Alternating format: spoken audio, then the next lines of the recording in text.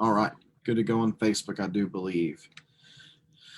Good afternoon, everyone. Happy Friday to you. Hope that you have enjoyed a good week, that you have experienced God's blessings in your life, and I hope that you've taken time to show appreciation to Him through prayers of thanksgiving or simple godly living. And we hope that you are excited for another portion of our study of walking through history, the story of God in the book of Genesis. We are approaching the end of this text.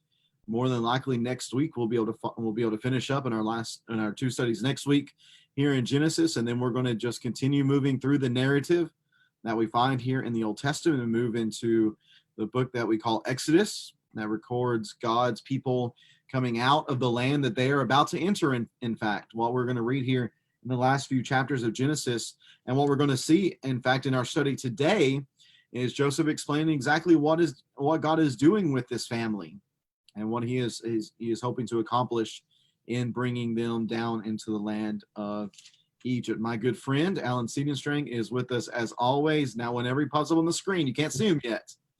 Whenever he pops up on the screen, nobody gasp. It is him. He just might look a little less manly than normal. That's okay. It's getting a little hot here in Jackson, so he's trying to cool off some. So my good friend, the beardless, well, I guess Paul Bunyan beardless, Alan Seidenstring is with us as always today. Alan, good to see you as always, my friend. Good to see you, man. Yeah, I figured Joseph had to get shaved when he went down to Egypt and became an Egyptian. So I'm throwing off my Hebrew roots and putting on my Egyptian face for the time being. It'll grow back, don't worry. We got Moses coming up soon. He had to have a long beard. That's right. And probably just as the brothers didn't recognize Joseph because of his Egyptian look, probably a lot of our viewers aren't going to wouldn't have recognized you right off the bat without your normal Alan look that we're used to during the COVID quarantine time frame.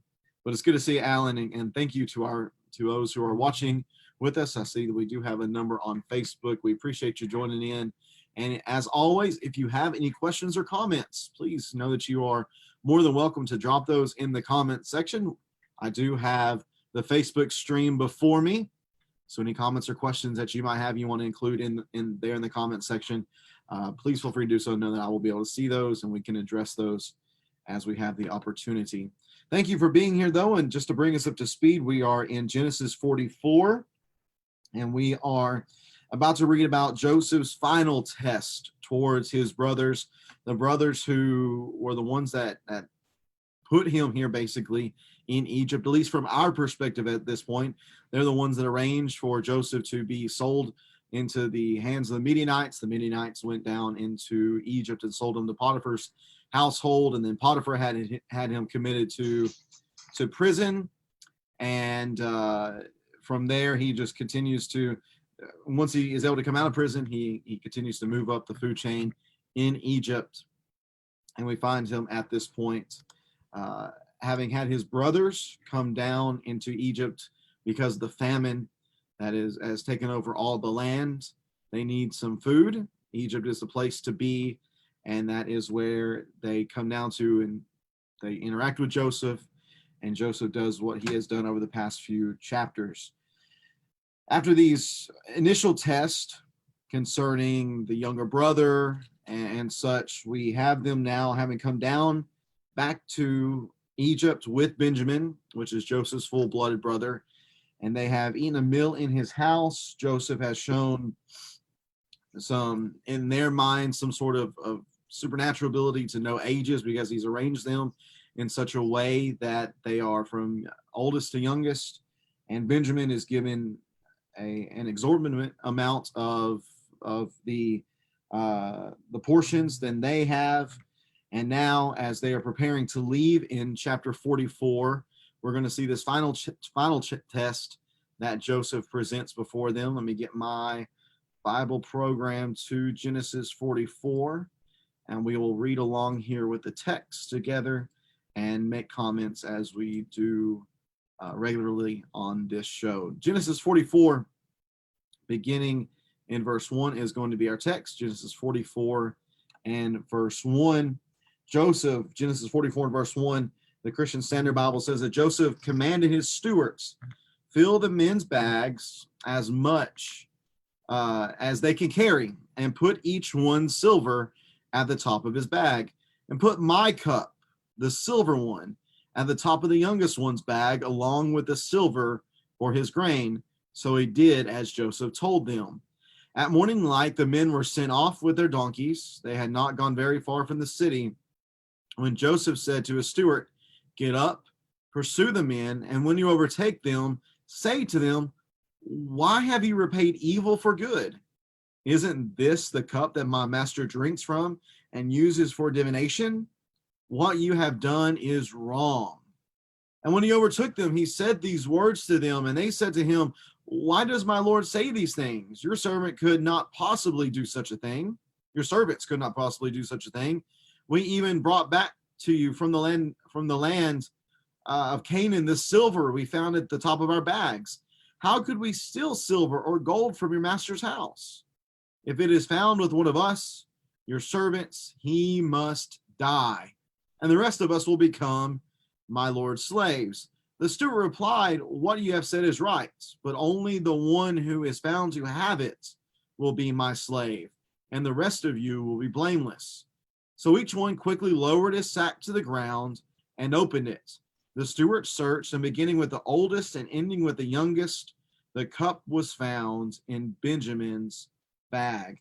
They tore their clothes, and each one loaded his donkey and returned to the city. When Judah and his brothers reached Joseph's house, he was still there, and they fell to the ground before him. 'What is this you have done?' Joseph said to them. 'Didn't you know that a man like me could uncover the truth by divination?' 'What can we say to my Lord?' Judah replied. 'How can we plead? How can we justify ourselves? God has exposed your servant's iniquity, and we are now my Lord's slaves, both we and the one in whose possession the cup was found.' And then Joseph said, 'I swear that I will not do this. The man in whose possession the cup was found will be my slave. The rest of you can go in peace to your father.'" Alan, we have really a repetition of what we saw the first time that Joseph told them to return home to Canaan. In that first instance, remember, this is just the 10 brothers minus Benjamin. Joseph sends them back to retrieve Benjamin and to bring them back. And in that instance, he puts the silver in their bags. And they're afraid once they see the silver, because they're thinking, well, surely this is going to make it look like that we have not paid the fair share of what we have bought in regards to grain. Well, now as they're going back, Joseph again has snuck something into their bags, not just the silver, but also this particular cup. If you're in the shoes of the brothers, you're thinking, oh man, how in the world could this be happening again? Alan, what do you make of Joseph's final test here towards the brothers and the reaction that they have? What do you make of Judah and the way he steps to the forefront, almost in a leadership position amongst the brothers at this point? I like what Alter kind of says about this whole circumstance. He says the brothers feel they are trapped in a network of uncanny circumstances that they can neither control nor explain. At this point, when the silver cup is found with Benjamin, I think Benjamin is the key here. This sounds really similar to that first test where one of them stayed. It ends up being Simeon, and the others go home. Well, Benjamin's going to be a whole different ball game, because remember, it's Benjamin who is the favorite. We've already established that they will return for the sake of Simeon. That was kind of the first test. Okay, they came back for Simeon. That's good. They're not going to just leave one of their brothers, but this is that test on steroids. Now we're going to see if the brothers will, and they have a chance here to leave Benjamin, and all go home. It's almost the exact same thing that happened with Joseph. They were willing to sell him and leave him by himself and lie to their father. Well, now here's the chance again. Benjamin is the favored son. the youngest, the son of his favorite wife, Rachel, and he's been found with this silver cup, and they have an opportunity. I mean, Joseph Stewart has said, "Hey, don't worry about it. If it's just him, we'll keep him, and you guys can go back to your father. No big deal. It's only the one that was guilty that we were worried about. So his is their chance to just leave him, be done with it. And you've got a sense that they've got to know like something's going on. All of these things they just can't explain. They don't understand why all this is happening to them, except they do. They've told us. They said it is let's see, verse 15, verse 16. Judah says, "How can we plead? How can we justify ourselves? God has exposed your servant's iniquity." Well, what iniquity is he talking about? It's not guilt for stealing this cup or stealing all the silver the previous time. They've already said that they were innocent of that. It wasn't even an accident. They don't know how that happened. They were honest about all of that. So what iniquity is Judah talking about? I think they're finally starting to realize that all of this has to do with what they've done to Joseph. And that's really the point. That's the point of all of these a random set of circumstances that are seemingly random to them. We know, since we know the big picture, we know what Joseph was doing. We know they weren't random, but to them, this was just, they're like, hey, we're getting our comeuppance. We're finally paying the price for what we've done. And they see it as just. That's the key with this whole thing. The whole point of all of these tests was to find if there is repentance, if there is remorse for what they've done. And they see that all of this is happening because of what they've done to Joseph. And we'll see with Judah. I mean, it seems like they're willing to be guilty of it and pay the penalty for it. They had a chance to leave Benjamin, but they're not going to do that. They're going to come back, and specifically Judah is going to even offer his own life in place of Benjamin. And I think it's key to recognize the motivation. I think you said well, the motivation for why Joseph is doing what he's doing. Some might see Joseph basically giving his brothers the runaround as him being vindictive or getting revenge in a sense for what it is that they have done to him. But I do believe that what he is trying to do, he's trying to see, are these men the same men who traded me, who sold me into slavery, or have they matured? Have they changed as individuals? And as they're going through this process, just notice a couple of things. Number one, the item that Joseph puts into the bag was not just a regular cup. It was the silver cup, a special cup. And it specifies further that it was the one that he used for divination.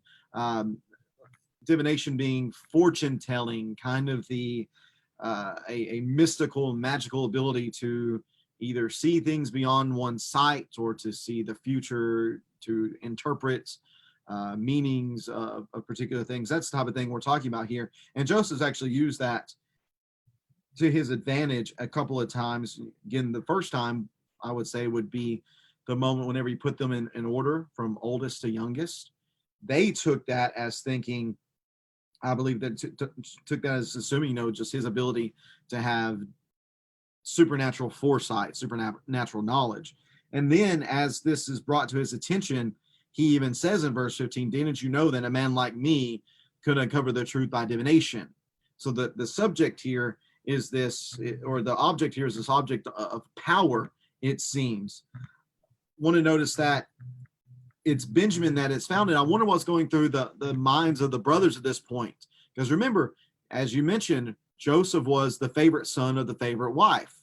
Well, with him being out of the picture now, we now have a new favorite son.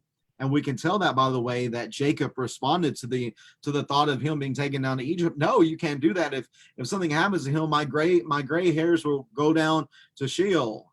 I can't have that. I wonder if the brothers, seeing here that Benjamin has this powerful object, it seems, and they're thinking, I wonder if he's trying to maybe elevate himself now, that he being the lone favorite son of the favorite wife. I wonder if he's trying to raise to a position that he thinks he deserves as the favorite son of the favorite wife. Maybe that could be something going through their minds, possibly. But until we see the reaction that they have, and the reaction that they have is they're distraught. They tear their clothes at the thought of Joseph, or excuse me, of Benjamin being taken. I'm trying to remember if it was it's the same reaction. If you go back to chapter 37 and verse 24, or excuse me, verse 34, Genesis chapter 37 and verse 34, when they present the clothes to Jacob, Joseph's special clothes, his cloak, that the reaction he had is he tore his robes. Here they have them tearing their robes. So there seems to be a more loving, compassionate feeling towards this brother than there was for Joseph at the beginning. But I want to note one more thing, and that being what we see in verse number 9. Verse number 9, their response is, if it is found one of us, your servants, he must die. He must die. We've seen that before as well in this story. Let's see here. We're looking in chapter 30. Chapter 38, when Judah. That too. I didn't think about that one. That's true. Yeah, when Judah hears about Tamar's becoming pregnant, he says, bring her here that we can burn her, and she must die. And then, of course, she's found out to be pregnant by him. He's the one that got her pregnant. So then he's lenient on that, knowing that she was more righteous than he. Mm-hmm. I was thinking of chapter 31. Chapter 31, whenever Jacob is pursued by Laban because the household idols have been taken. This is Genesis 31 and verse 31. Jacob answered, I was afraid, for I thought you would take your daughters from me by force. If you find your gods with anyone here, he will not live. So and while it wasn't that Rachel was found in the possession because of the situation that she was in at the moment, that death sentence that was pronounced by Jacob does end up coming into play in the fact that she dies prematurely in the birth of Benjamin. So here, if somebody's reading this and they see this very similar situation where there's something that's been stolen, they don't know whose possession it's in, but the prominent members say, whoever you found it, they're gonna be killed. If you're looking at this and you haven't read this before, you're thinking this is the exact same situation. If it is found with one of us, your servants, he must die. You're thinking, just as Rachel ended up dying, I wonder if that's going to be the same case here with Benjamin. And the fact that he's the one that is found with. Is he going to die? What's going to be the result of this? And you talk about Judah here stepping up into a leadership position. He's gone a long way from chapter 38, it seems. Judah, who is not the oldest of the brothers, and in fact, see Reuben, Simeon, Levi, he's fourth in line. Well, Reuben's already disgraced himself by his actions. Simeon and Levi don't seem to be the leaders that they ought to be, but here is Judah.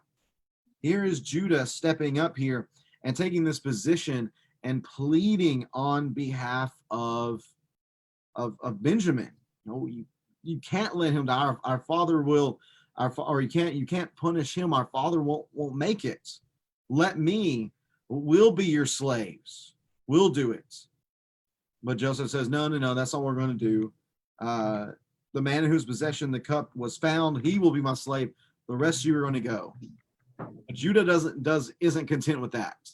He doesn't settle for the answer from Joseph here in the text. Beginning verse 18, let's read Joseph's response. Let's finish throughout the rest of the chapter here. We should remember too, before we get to Judah's speech. I mean, what did Judah say when he was trying to convince Jacob to let Benjamin come down the second time? He was the one that basically put himself as the surety for that. He said, leave him with me. I promise, I will take care of him. I will be held accountable. So Judah specifically was the one that will be held accountable if something happens to to Benjamin. And here is a direct threat to Benjamin and something happening to him. So that's why Judah is stepping up again. Right here, and here is how Judah steps up. Beginning in verse 18, Judah approached him, and think about this position. Just let's consider what we have here at the moment. Judah and his brothers are in a position where they have no real bargaining power. They are the little ants coming up in front of the boss, basically. They're in real no position here to try to bargain or argue their case. They have no bargaining power. And yet Judah is going to stand before this Lord, this governor of the land, and he is going to be very, very bold, and he is going to be very courageous in doing this. And notice what he says to Joseph here. He says, "My Lord," verse 18, "my Lord, please let your servant speak personally to my Lord." Notice my Lord twice here, trying to show that reverence, show that humility on his behalf. "Do not be angry with your servants." Notice here, "for you are like Pharaoh." My Lord asked his servants, and this is really a regurgitation of basically the story up to this point, is what we're going to see Judah laying out here. "My Lord asked his servants, 'Do you have a father or a brother?' And we answered, 'My Lord, we have an elderly father and a younger brother, the child of his old age.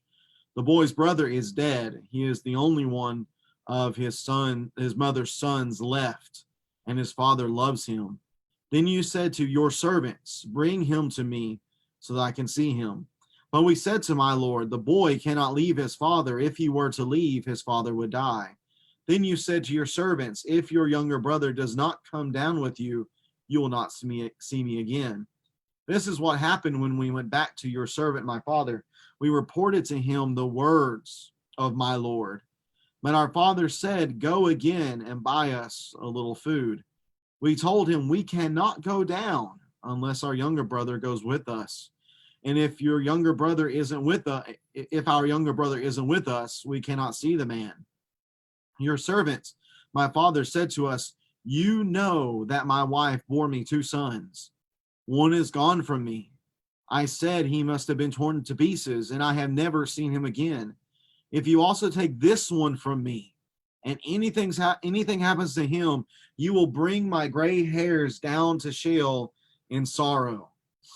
So if I come to your servant, my father, and the boy is not with us, his life is wrapped up with the boy's life. When he sees that the boy is not with us, he will die. And then your servants will have brought his gray hairs to your servant, our father, down to Sheol in sorrow. Your servant became accountable to my father for the boy. This is Judah speaking for himself. He's saying, I became accountable to my father for the boy, saying, if I do not return him to you, I will always bear the guilt for sinning against you, my father. Now, please, let your servant remain here as my Lord's slave in place of the boy. Let him go back with his brothers, for how can I go back to my father without the boy?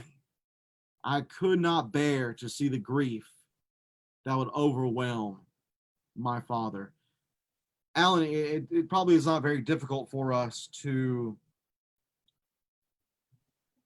see the passion in Judah as he speaks to Joseph in this manner, the passion that he has not only for Benjamin, but really the root of that passion is for his father, and the sorrow and the brokenness that coming back to Canaan without Benjamin would bring upon his father's heart. Alan, what do you see in this plea, this begging of Judah, that really stands out to you in addition to that?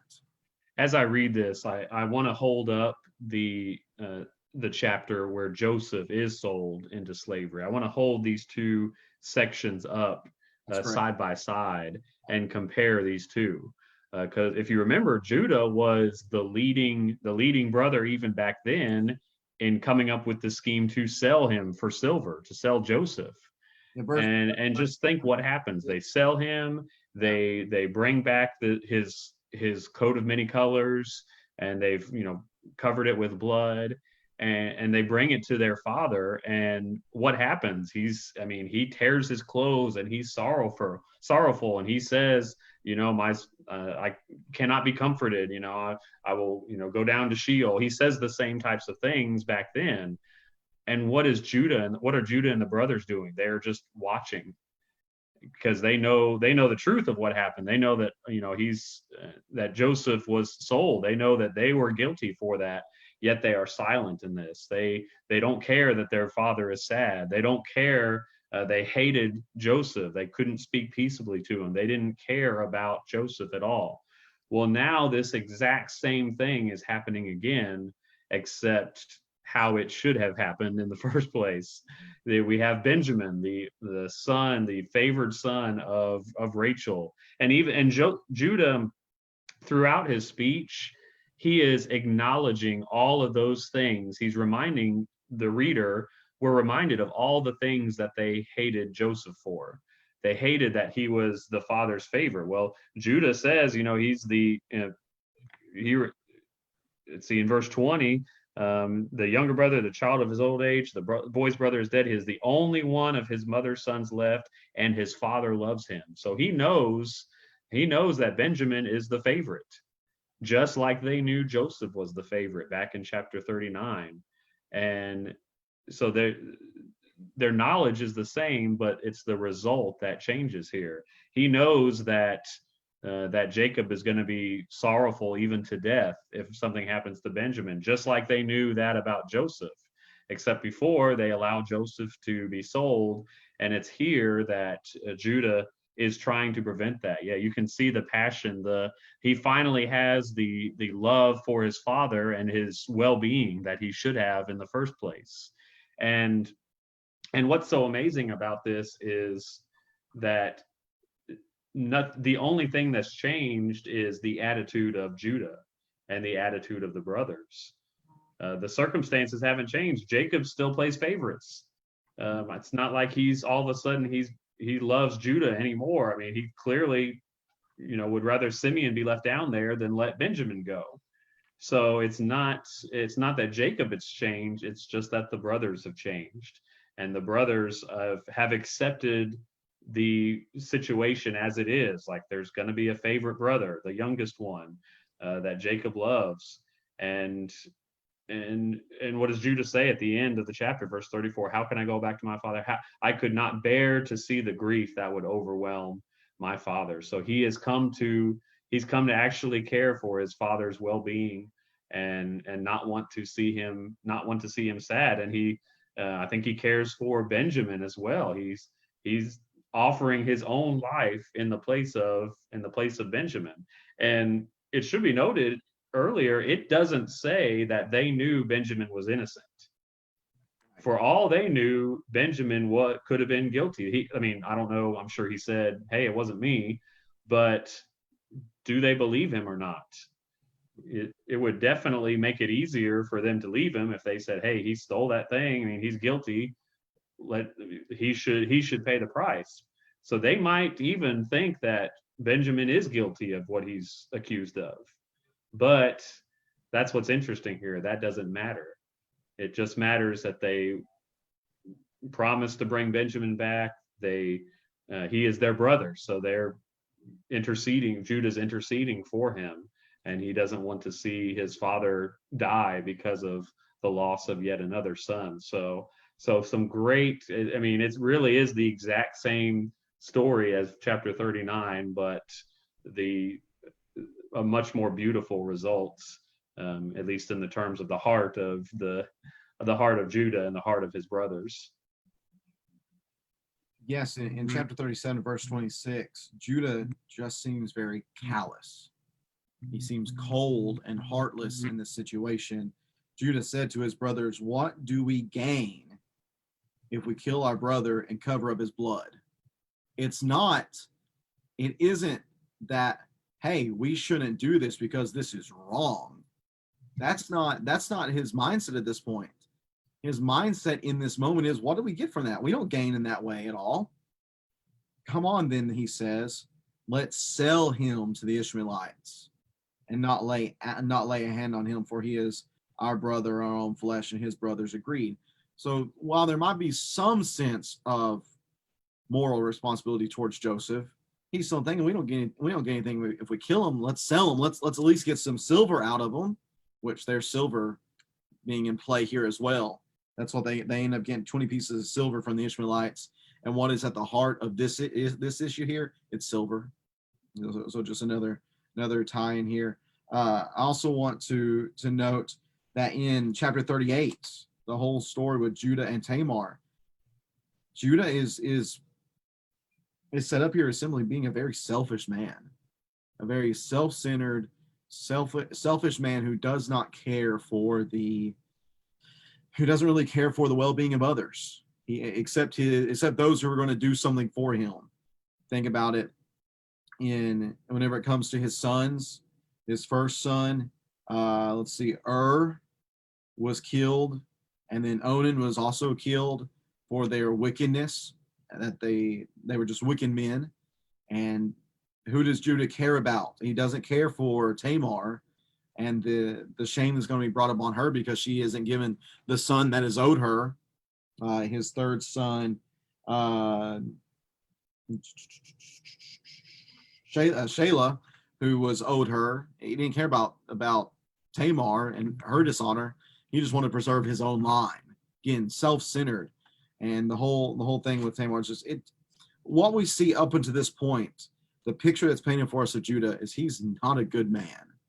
He is not a good man at all. He is very ungodly. He is very, very selfish in everything that he does. And yet what we see here is great humility. We see here great humility and great love. I noted as I began reading the number of times he, number one, refers to Joseph as Lord. And then number two, he refers to either himself or his father as your servants. Again, showing humility in this moment, showing care for his brother, showing care for his father. I wonder, Alan, as the years have gone on, the 20-something years that have passed since everything went down with Joseph, I wonder how that set upon their consciences. I really wonder, because we see here in the text what Judah says in verse number 16 is he and his brothers seem convinced that they've been found out, that what they have done has now come back to bite them. I wonder if that's how they felt before this point. I wonder if their consciences were at all bothered on a daily basis for what they had done in regards to Joseph. I wonder if there were any sleepless nights.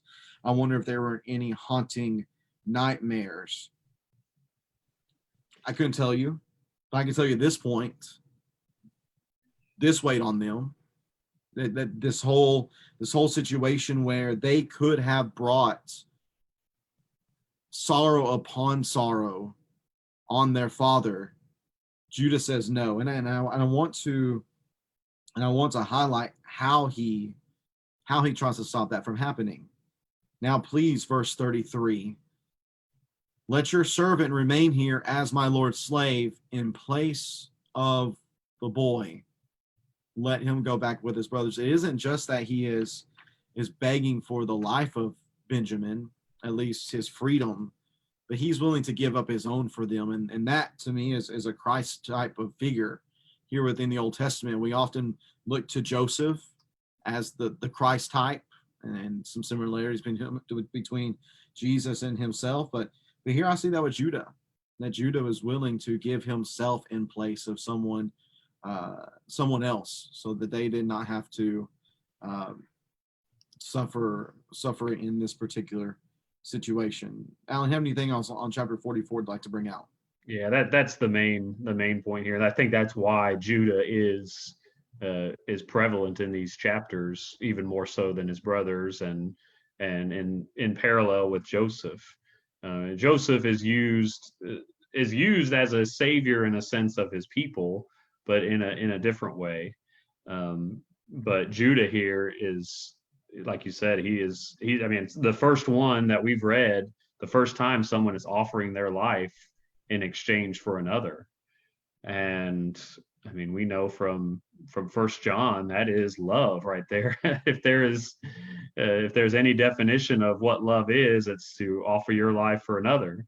Um, so and I can't even think apart from Christ himself. I can't think of anyone else in the Bible where that's so explicitly uh, explicitly given as this, giving your own, someone offering or giving their own life for the sake of someone else. So yeah, if there's anyone in the Bible that's as close to Christ in that way, it's Judah in this instance.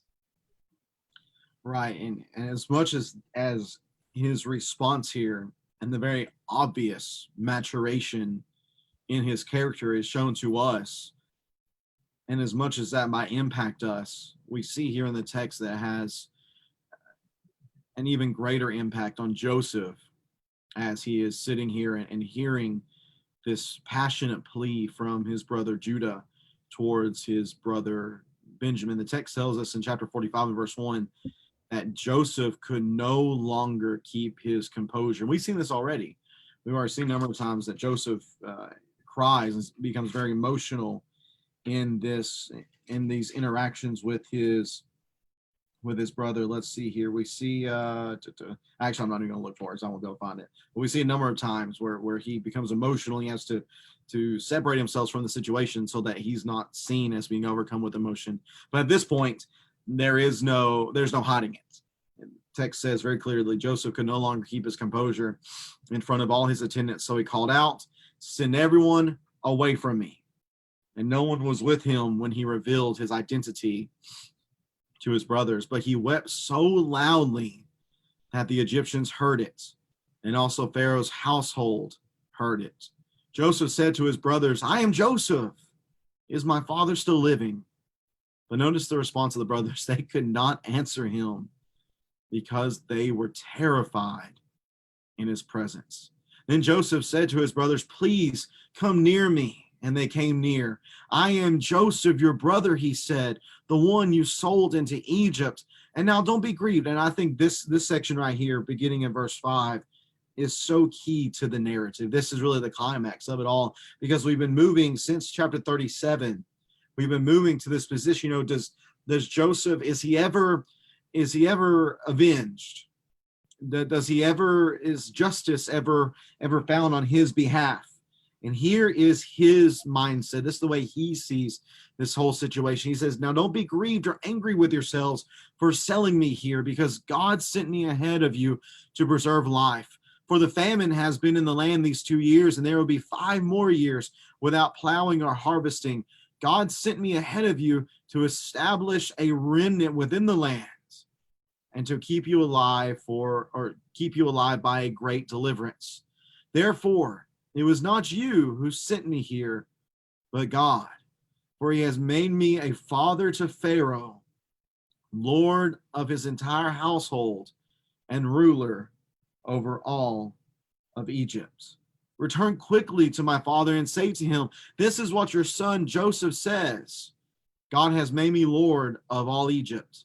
Come down to me without delay. You can settle in the land of Goshen and be near me, you, your children, and your grandchildren, your flocks, your herds, and all you have. There I will sustain you, for there will be 5 more years of famine. Otherwise, you, your household, and everything you have will become destitute. Look, your eyes and the eyes of my brother Benjamin can see that I'm the one speaking to you. Tell my father about all my glory in Egypt and about all you have seen, and bring my father here quickly." Then Joseph threw his arms around his brother Benjamin and wept, and Benjamin wept on his shoulder. Joseph kissed each of his brothers as he wept, and afterwards his brothers talked with him. Wow, just an incredible response to really the confession. I would say part of what we have from Judah in chapter 44 is a confession of what they have done. But look at the response that Joseph has here in this section, Alan, and share with our audience just the incredible character shown by Joseph, but not just his character, but the understanding that he has really in God's providence. I think this is one of the greatest showings of a man's understanding of God's providence in all of Scripture here in chapter 45. It's really necessary because this whole narrative is about a separation and then a reconciliation. Well, for two people or two groups of people to reconcile, there has to be I mean, soft hearts in a sense on both sides. There has to be something that both of them do, and clearly the brothers, I think, in uh, for their part, not even knowing it, they have repented. They have understood what they have done specifically to Joseph, and they have finally learned to be sorry for it, and wish they could go back and change that. Well, now that they know that it's Joseph, for them to be reconciled, there has to be something that Joseph has to do as well, and that's not hold it over them and not not be angry about that and not and forgive them. That's what is happening. He has to forgive, and he clearly does, because he explains. He explains that it's not even their fault to begin with. I mean, it is, but he knows the bigger picture. He sees that that was all part of God's plan. So, and it's worked out even better for them. It was there were difficult days for Joseph, for sure, as there were for Joseph's brothers too. But that's the key there, because God sent me, verse 5, because God sent me ahead of you to preserve life. Verse 7, God sent me ahead of you to establish. Therefore, verse 8, it was not you who sent me here, but God. So he does not blame them at all, which is necessary for this reconciliation, but he attributes everything to God. And there are just little moments in here that I mean, I can imagine the scene at the end of a movie, the climax of a movie, and the music is swelling, all this is being revealed. And I love when Joseph says in verse 3, I am Joseph, is my father still living? Is my father still living?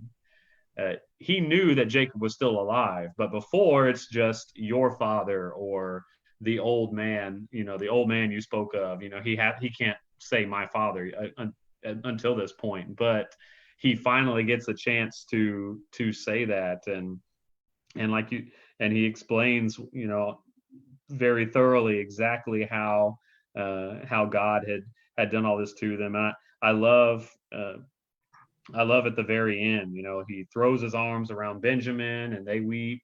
He kisses each of his brothers, and right at the end of verse 15, I think really ties this story together, because it says, and afterward his brothers talked with him. Mm-hmm. What was their relationship like back in chapter 39? They were so angry at Joseph that they couldn't speak peaceably with him. Right. Well, now it was a very long trip to get here, highs and very big lows here, but they can finally come together and they can talk with each other once again. Just a wonderful literary tie bookend there for this whole narrative. Yeah, the reversal there is quite stunning. Yeah, 37 and verse 4, when his brothers saw that their father loved him, and this is Joseph, loved Joseph more than all his brothers, they hated him. They hated him and could not bring themselves to speak peaceably to him. The change in relationship there is incredible. And it is a drastic change. They go from not being able to just have a conversation with him in a peaceable manner to now they're just talking with him like they would one another, showing true brotherly love and affection. One of the things, Alan, that Alastair Roberts brings out in his talking on this text, whenever he's reading, or whenever Joseph's talking about God and addressing him in verses 5 through 8 there, don't be grieved or angry with yourselves for selling me here, because God sent me ahead of you to preserve life. For the famine has been here for 2 years, and there's still 5 more years left. God sent me ahead to establish you as a remnant within the land and keep you alive by a great deliverance. Therefore, it's not you who sent me here, but God. Uh, he ties this in actually as well with Pharaoh's dream that we see a few chapters back in chapter 41. So there's a dream that Pharaoh has, two dreams, in fact, one of them regarding cows and one of them regarding wheat or the grain. You have the 7 healthy and you have the seven skinny cows, 7 healthy grain, and then the thin scorched grain. And Joseph, in his interpretation of this, that God has, he says, number one, in chapter 41 and verse 25, God has revealed to Pharaoh what he's about to do. And he says, this here is showing that there's going to be very plainly 7 years of plenty, followed by 7 years of famine. And one of the things that Alistair points out is that what this is showing as well is that the 7 years of plenty are going to be the reason they're going to survive. That there's going to be so much gained in those 7 years that they're able to survive the 7 years of having nothing.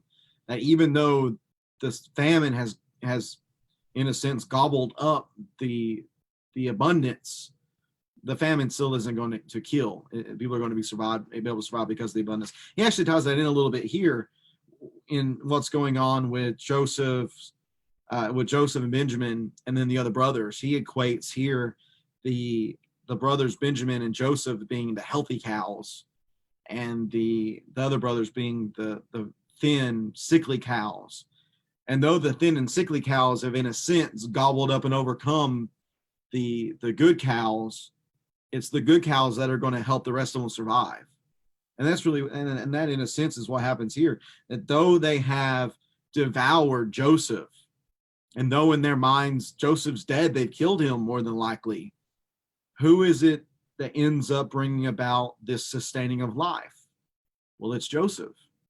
So whether that is something that's intended by the Lord in that dream or not, just kind of again looking at it from a literary standpoint and how and the patterns of the progression of the story, I can see a little bit of credence to what he has to say there. And I think it's just interesting, again, looking at how this story has been given. It's given in a particular way for a purpose. We talk about Judah, that story of Judah and Tamar in chapter 38. Why is that there?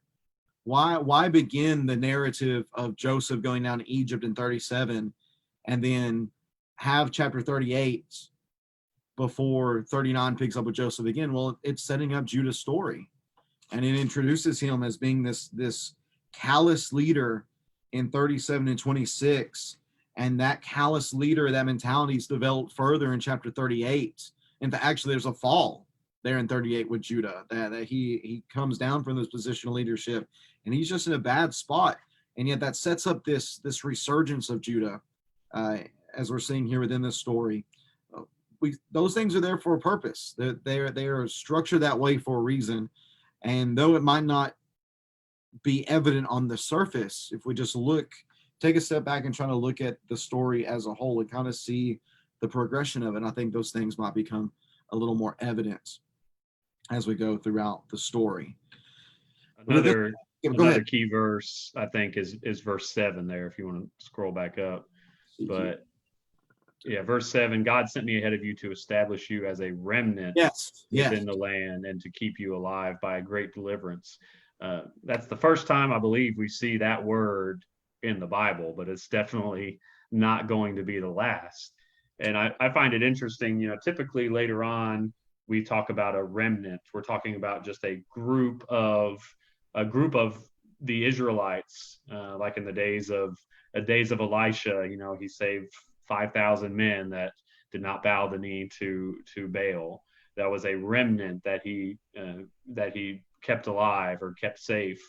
And then, of course, the remnant that returned after the Babylonian captivity. This idea of God is keeping a small portion alive by a great deliverance. I mean, every time he does that. I mean, the fact that enough Israelites survive the Babylonian captivity to come back and reestablish the kingdom again, or reestablish their nation, is a great deliverance.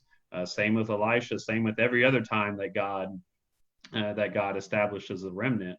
But it's interesting this time that this isn't a remnant of God's people, a small portion of God's people. This is talking about a remnant of the earth that God is keeping alive. This threat of the worldwide famine is great, and I think it ties in with some of the just like Noah back in Genesis, early parts of Genesis, chapter 8. I mean, Noah and his family were the remnant. They were the little bit of humanity that was to be kept alive and kept safe by a great deliverance. And so it's just amazing that this is happening again. God has chosen his people and his remnant to separate and to deliver and to keep alive and to keep humanity going, in a sense. Later on, it'll be to keep, the worship of Yahweh, the worship of God, his people, keep his people from being wiped out from the face of the earth. So just a very powerful, big picture type of verse that is kind of snuck in here as well. And then that that great deliverance.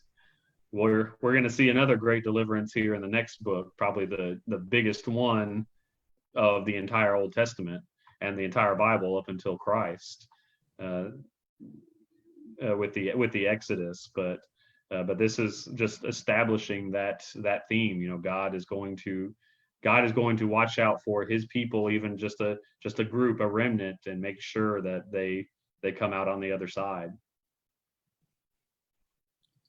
Right. I've noted a couple of times as we look through this through this section of the Genesis narrative that we often might want to focus just on Joseph as being the main character, and he's really the focal point. And though he is spoken of in great detail, and though he does play a key role, this portion of Genesis isn't for Joseph. It's for Judah. It is the preservation of that line through which the Messiah is eventually going to come. It's not through Joseph that he comes, but it's through Judah himself. So let's get back in and finish out the text then. Chapter 45 of Genesis in verse 16, that when the news reached Pharaoh's palace, this news that Joseph's brothers have come and Joseph has revealed himself to them, Pharaoh and his servants were pleased. And Pharaoh said to Joseph, "Tell your brothers, do this, load your animals and go back to the land of Canaan. Get your father and your families and come back to me. I will give you the best of the land of Egypt, and you can eat from the richness of the land." You are also commanded to tell them, "Do this, take wagons from the land of Egypt for your dependents and your wives, and bring your father here.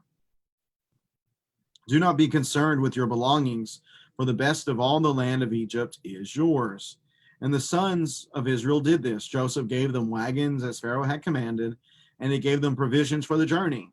He gave each of the brothers changes of clothes, but he gave Benjamin 300 pieces of silver and 5 changes of clothes.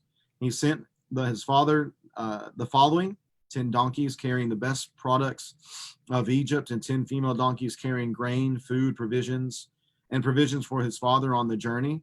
So Joseph sent his brothers on their way, and as they were leaving, he said to them, "Don't argue on the way." So they went up from Egypt and came to their father Jacob in the land of Canaan. They said, "Joseph is still alive, and he is ruler over all the land of Egypt." Jacob was stunned, for he did not believe them.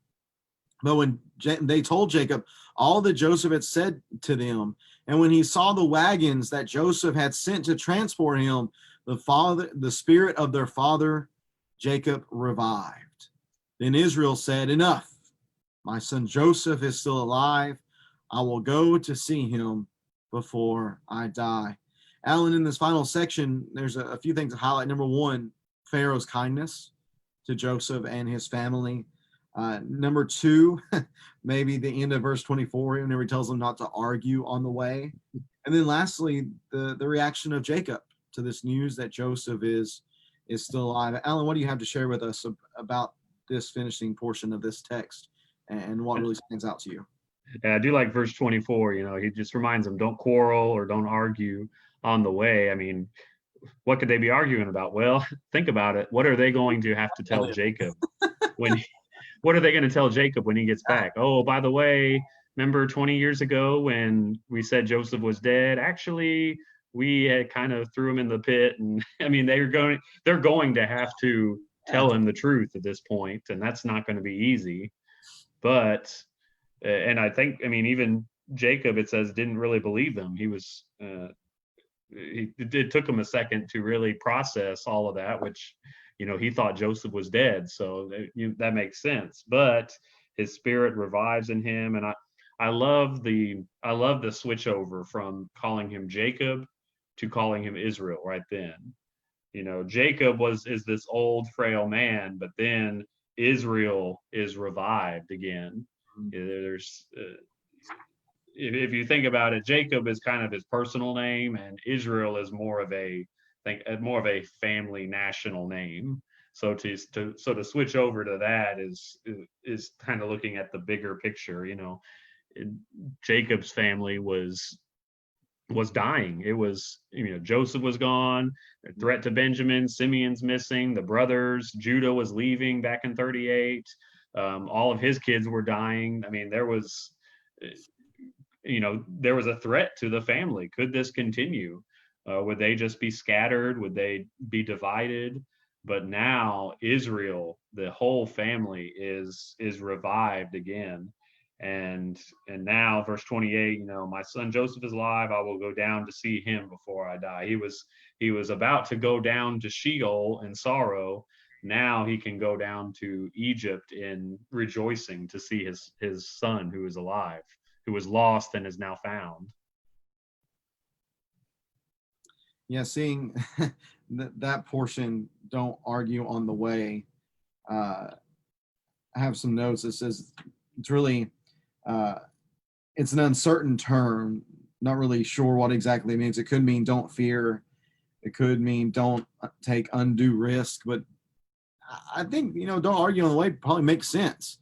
As you noted, it's not just that they're telling Jacob that your son is alive, but now there's going to be some explanation. Well, how's this going to happen? You gotta be thinking there's the possibility of Reuben saying, see, I told you guys not to do anything, and him getting on to Judah, and then Judah say, well, at least we didn't actually kill him and all this. But the bottom line is Joseph's thinking, don't argue, because this was God.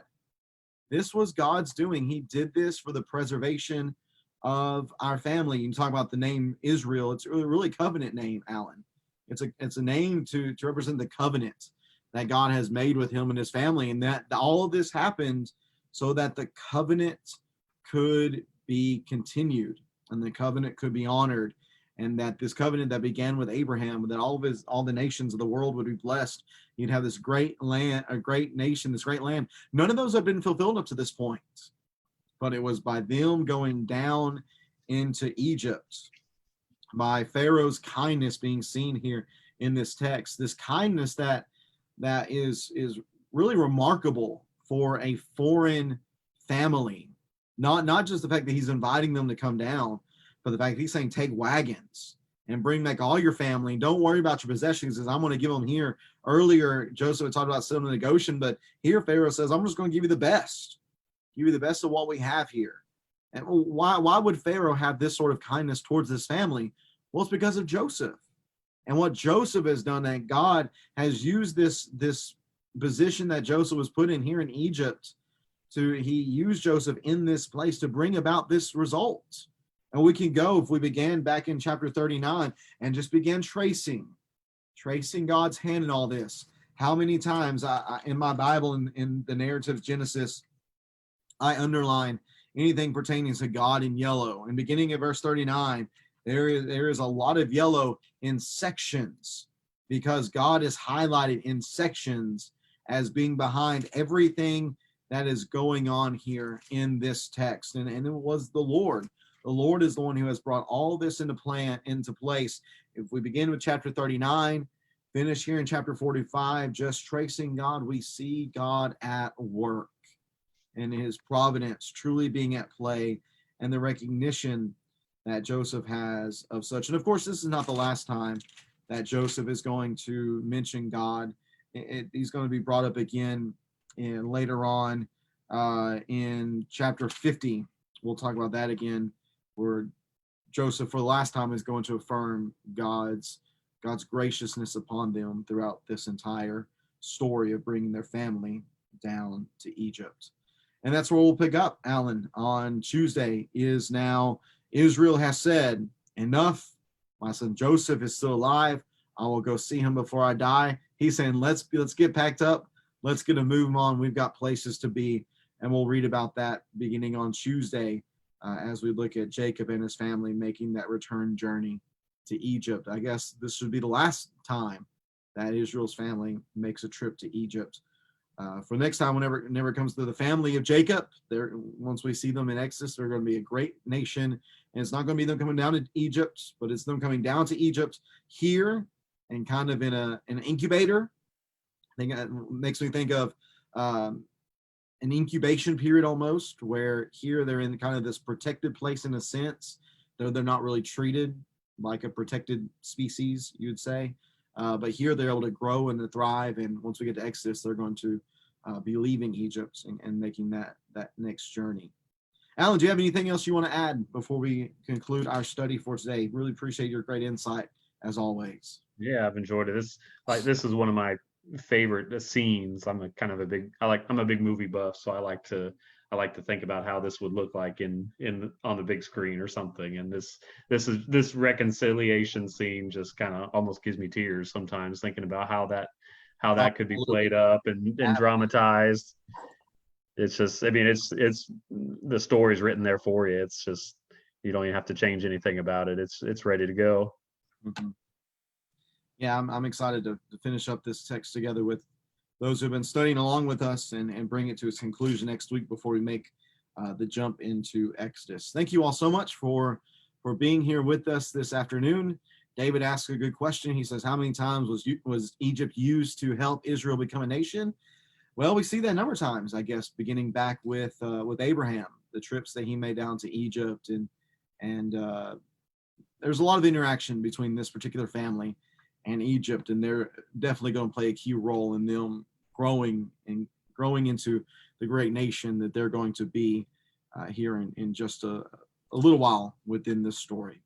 Thank you all so much for joining us today. Hope that this lesson has been enlightening to you. I hope it's maybe brought a smile to your face, just seeing how the Lord works in the lives of his people and how he works to bring about not necessarily the best result possible in our minds, but the result that's necessary. I'm sure that these brothers, though they were thrilled that Joseph is alive now, there's still maybe some fear in their minds about how this is all going to turn out. But the Lord's at work here in this story, and he's bringing about the result that's necessary for the preservation of this family.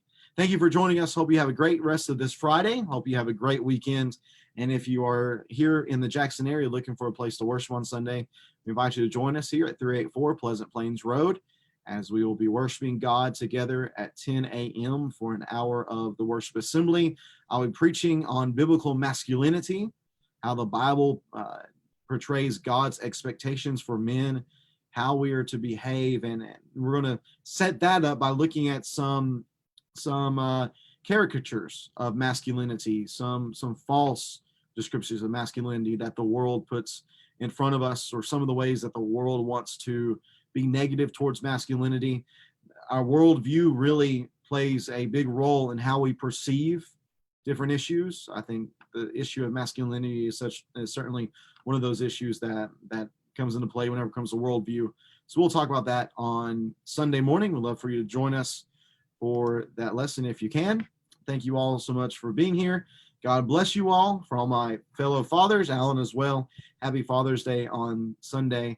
And we look forward to you guys joining us again next Tuesday at 3 p.m. here for a study of walking through history. Have a great weekend. Have a great weekend. Everybody take care, and God bless.